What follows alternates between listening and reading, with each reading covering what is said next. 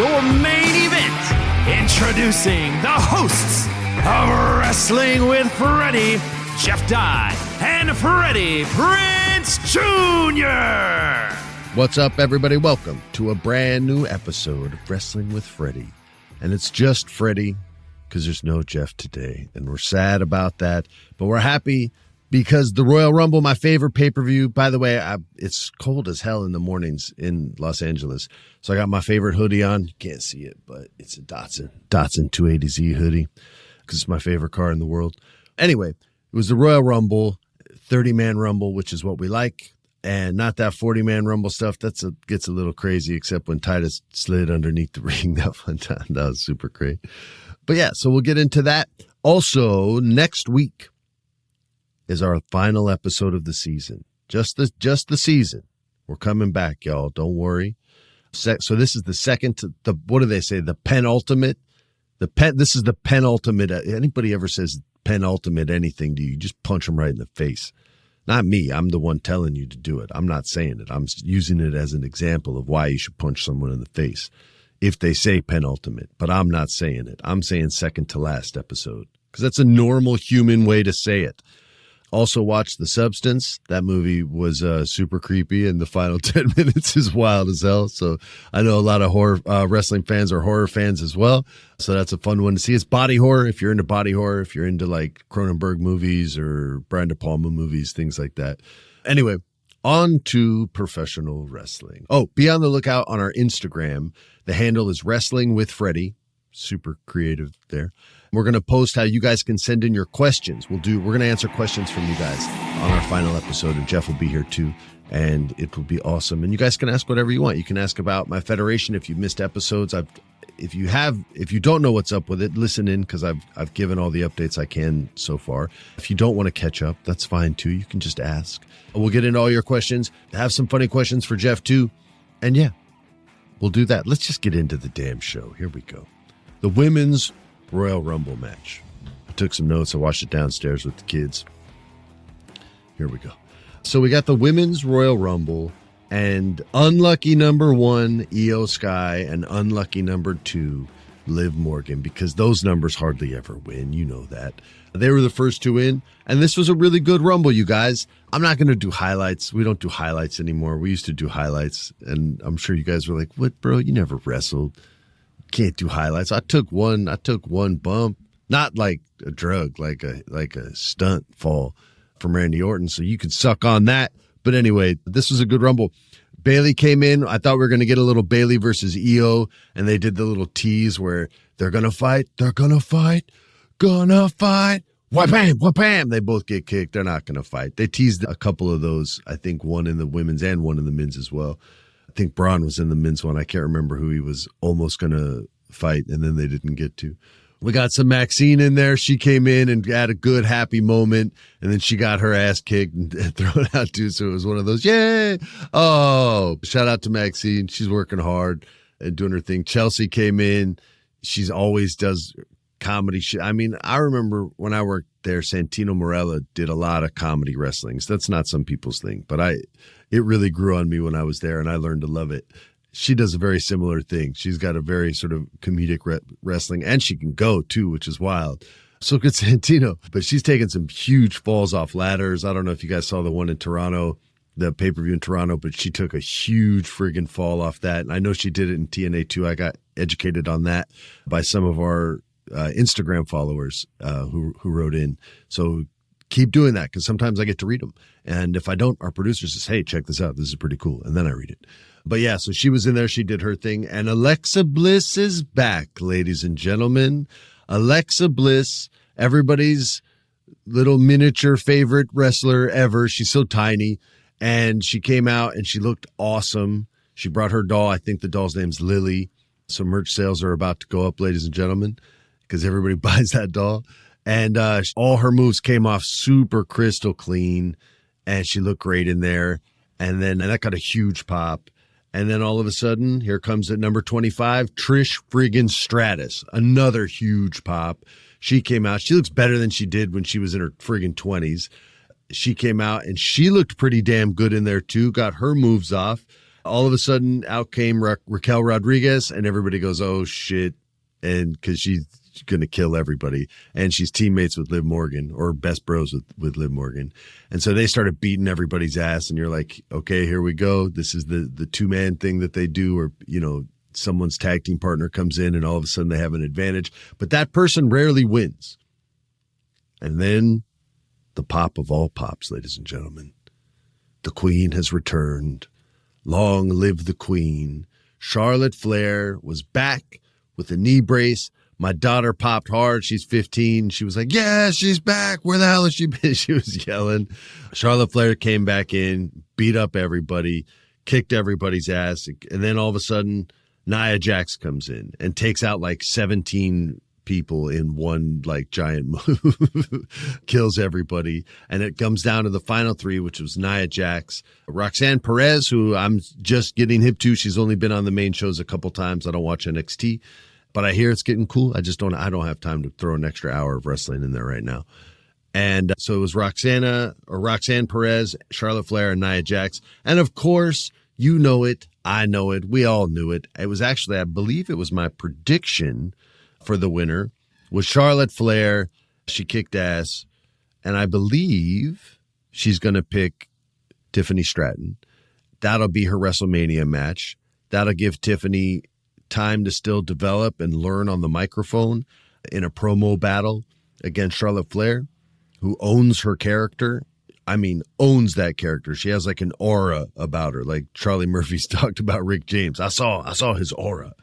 You can feel her energy out there. So that'll help her develop and grow. That's the hope anyway. And then I think Charlotte will probably win the championship. And that's when you'll see Becky Lynch come back and whoa, and everyone will go, yeah, Becky versus Charlotte. And then they can have like a little John Cena, Randy Orton beef back and forth. Or Tiffany wins. Let's say she develops quickly on the microphone and starts kicking ass. And then Charlotte does the job, not just for Rhea Ripley at WrestleMania Los Angeles, but does it again for Tiffany Stratton to try to put her into to try to raise her into the next level, or stratisfaction. Now I'm just trying to think of things that rhyme with Stratton. Anyway, so Charlotte is back. She won. Alexa Bliss came in. We talked about her looking cool. Nikki Bella came back after a 3-year hiatus. And I don't think they were doing one-offs. Like, I think Nikki wants to wrestle, and I think she's gonna wrestle. I think this was just a welcome back. I don't think it was just a one-off. For sure not with Alexa and Charlotte. They're regulars. But you might see way more of Nikki, which would be cool, man. Nikki Bella's badass. So Nikki was back. What else? Jordynne Grace from TNA, then to NXT, put Piper up on her shoulders and just smashed her. The girl was strong as hell. That looked badass. I'm trying to think what else happened. And that was it. And Charlotte won. It was a feel-good Royal Rumble. The ladies did a great job. They opened the show, so everybody had to follow that. The crowd liked the winner, so it was a win.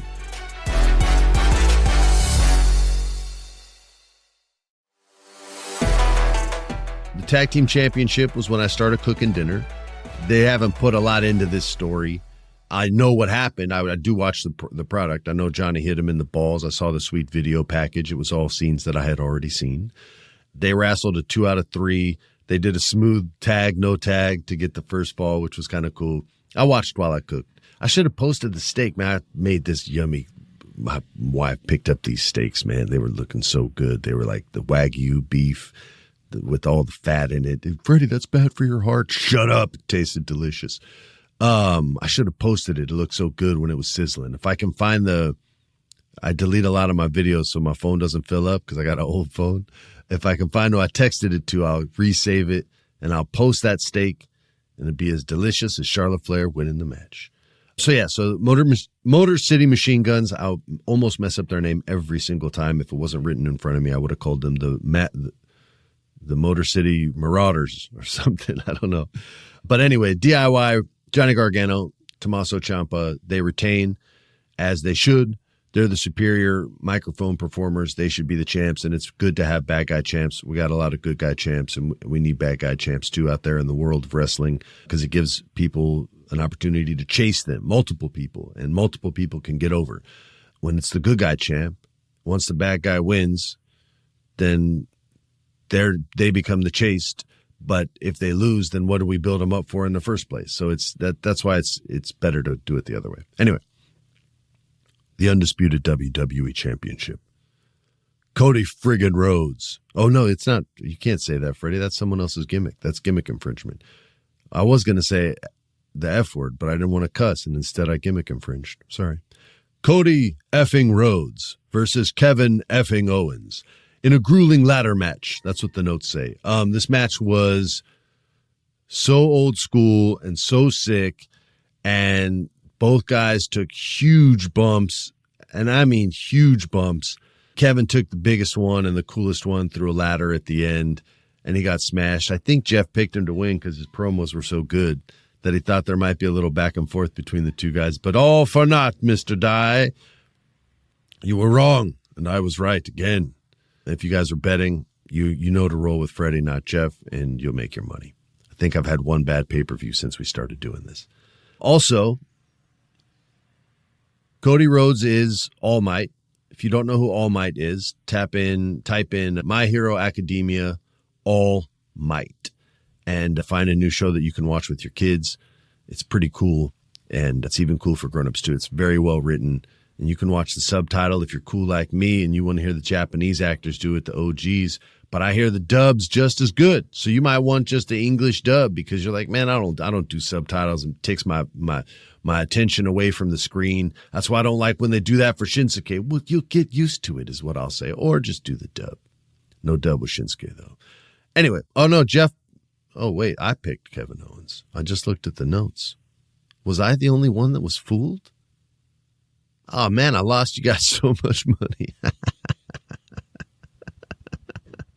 I just looked at the notes. I'm like, there's no way that's right. I wouldn't have picked Kevin Owens, but I did. And Jeff and Alex picked Cody, so I was wrong. They were right, and they've taken the lead.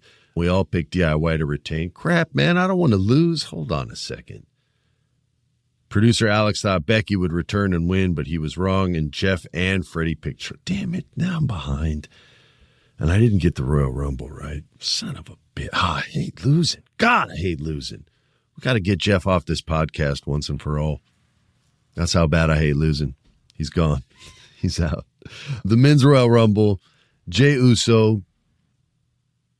I love this dude a lot. I did Bully Ray's podcast like a year ago, and he said, who do you think the guy who's going to be most over, or the guy who's like got a rock? I don't remember how the question was phrased, but like, who's going to be the hottest wrestler? And I said Jey Uso on the podcast, and everybody was like, wait, what?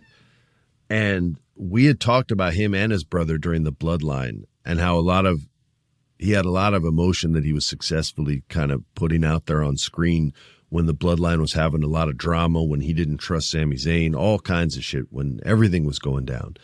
I've really respected this guy's work for a long time on the mic, and this is all pre-Yeet. This is PY, pre-Yeet.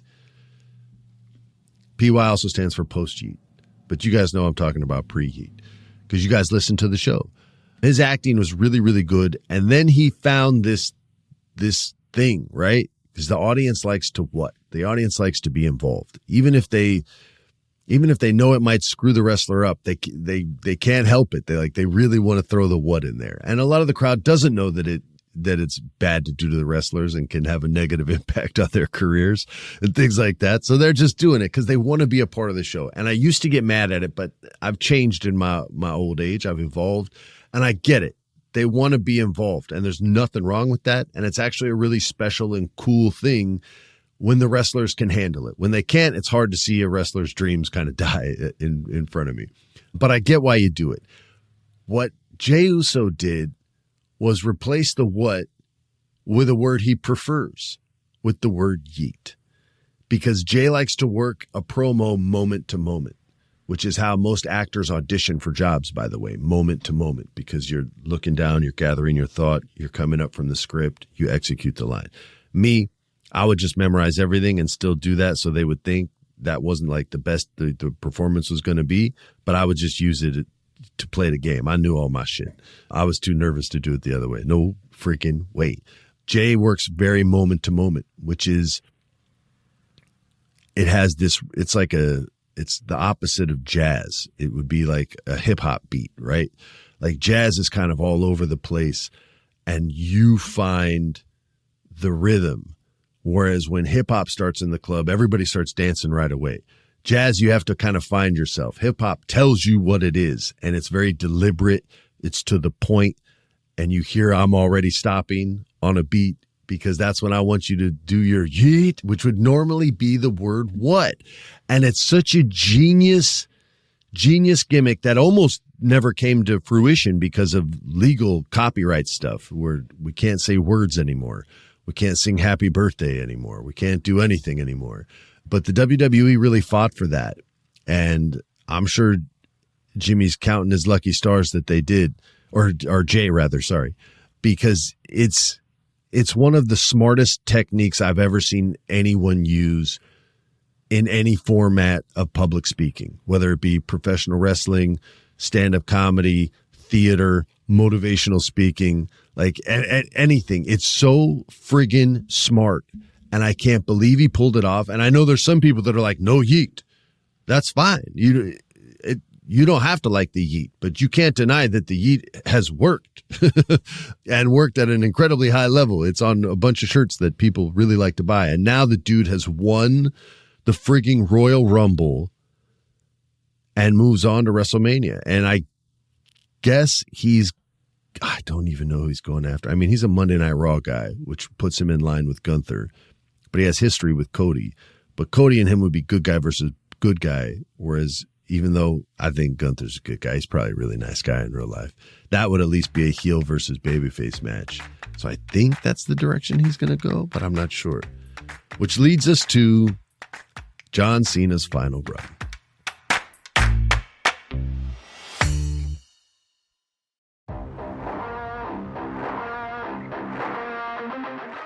Quest for the 17th title. He was eliminated by Jey Uso. It was just the two of them. This match even tricked my wife because there was at one point where it looked like John was going to go and he saved himself. And she was like, wait, hold on. He's not going to lose. And she was like, oh, I go, no, he's not going to lose. And she was like, okay, all right. And I was like, but they got you for a second. She's like, for a second they got me. But it even got her. And then he actually does go the next time he goes out. And both my wife and I were like, hold on, what? And my brain goes right to, okay, so how do they get him to WrestleMania? Okay, he could win the Elimination Chamber. Wait, but CM Punk has to win the Elimination Chamber to get his WrestleMania moment. So is the WrestleMania moment going to actually be CM Punk versus John Cena at WrestleMania? It must be, because somebody else has to win the Elimination Chamber, because you can't screw either one of them. So I guess the WrestleMania moment is Punk Cena, right? Maybe? I don't know.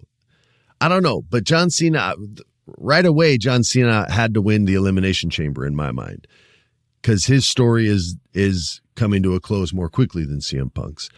But if you take that away from CM Punk, how does CM Punk get to his WrestleMania story? Or is CM Punk's story that he doesn't get his WrestleMania story? And have we been misjudging this all along, and that he wants more story than accolade at this point in his career? Is the story that he can't quite get there? There's no way, right? This is just coming out off my head right now. There's no way that would work. I'm going to leave that alone. Maybe I'll go back to John Cena versus CM Punk, which would be an awesome match. Two old dogs facing off. One of their last matches ever. Another one, obviously, CM Punk will get the win, and then he can move on towards championship aspirations. But that would be a pretty cool match. I wouldn't be mad. Yes, no, agree, disagree. Jeff, what do you think? Jeff? All right, he's not here. Men's Elimination Chamber match. Here's going to be the speculated participants. CM Punk, obviously. Seth Rollins, obviously. Drew McIntyre, probably. Damian Priest, probably. Braun Breaker's got to smash somebody through the plexiglass or the entire cage. So, yeah, he'll be in there. And John Cena, who's got to be in there, right? He's got to be in there. Punk and Cena have to be in there. So somebody's got to take a seat. And then it's who gets to go to WrestleMania 41. You know, Seth Rollins doesn't have to have a WrestleMania moment this year, certainly. Drew McIntyre doesn't necessarily have to have one. In fact, it would piss his character off even more that he didn't. And then he could be mad at somebody and take it out on them, and we'd all watch and like that. Damian Priest is establishing himself on SmackDown, and I think that has to be established before they're going to give him like a serious title run at Cody or something like that. So he doesn't necessarily need the WrestleMania moment. So the Braun Breaker doesn't need it yet. He's still a young gun, man. He doesn't, or a young gunner, man. Like he just doesn't, he doesn't need that yet. So it has to be CM Punk or John Cena, which means one of them gets screwed, which means neither of them, see, I go back to now, neither of them can win it and somebody else has to. That's going to trouble me this week. That's going to trouble me this week. We're going to work it out this week, and then we're going to make better predictions next week when I have people to bounce my weirdo ideas off of. Yeah. All right, you guys. Let's see. Do we have any listener reviews? No listener reviews? You guys, you got to do listener reviews, and here's why. If they're good, I don't mean nice. You can write mean stuff. I'll read it on the air. I'll shout you out. You can put any name you want on there, and it can be your real name. It can be your grandma eats corn sideways. It can be anything you guys want to have as your name, and I'll read them out here on the air. You're going to have to wait a while because we're going to be on hiatus, but it does help the show out if you want to rate us and if you want to write reviews and stuff like that. And my bosses always like that kind of stuff, and it'll keep us coming back again and again. Don't forget to ask questions on our social media. That's Instagram, Wrestling with Freddie.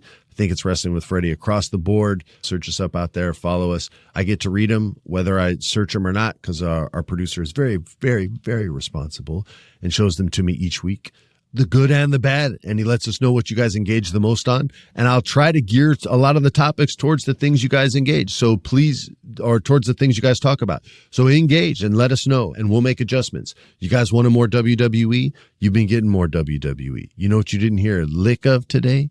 AEW. You didn't hear one lick. And Double J's getting ready to retire. Oh, there was your lick. All right. The penultimate episode is over. Won't you punch me in my face? And I'll see you guys next week for our final episode of the season. On behalf of Jeff Dye and our awesome producer, Alex, I wish all of you peace. This has been a production of iHeart's My Cultura Podcast Network. For more podcasts from iHeartRadio, visit the iHeartRadio app, Apple Podcasts, or wherever you listen to your favorite shows.